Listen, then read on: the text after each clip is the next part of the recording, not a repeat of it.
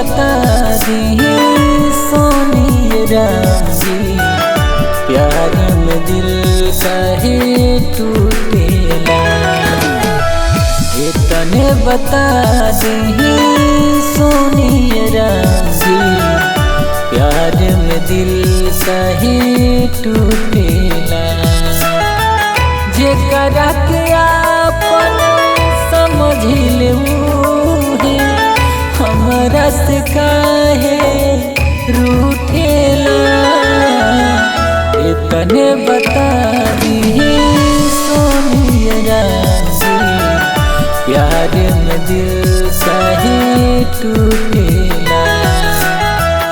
इतने बता दिए सोनी राम जी, प्यार में दिल काहे टूटेला।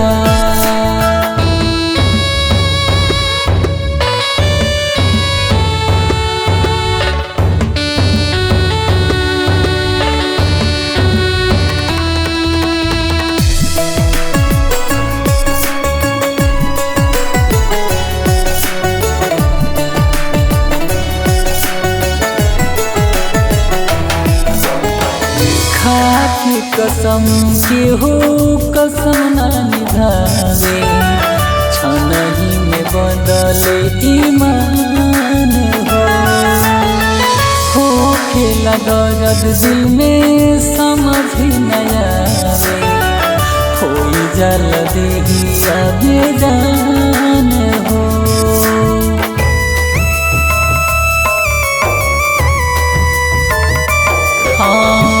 खाकी कसम केहू कसम ना निभावे, छनही में बदले ईमान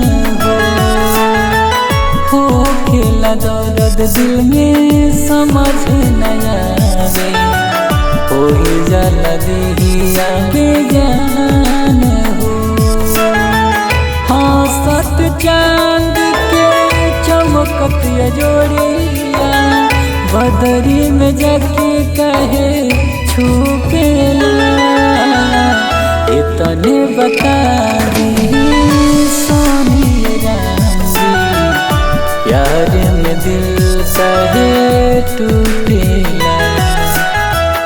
इतने बता दिए सोनी राम जी, प्यार में दिल काहे टूटेला।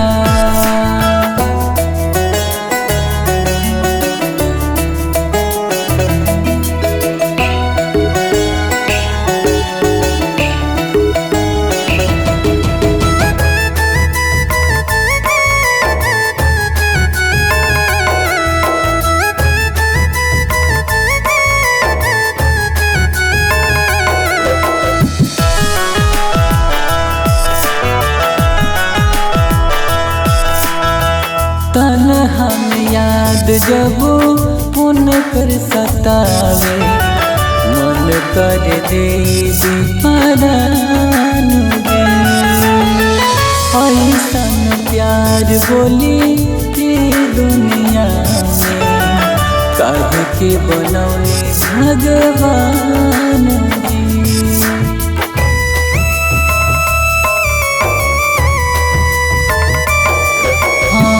तन्हा में उनकर याद सतावे, मन कर दे दी परान दे।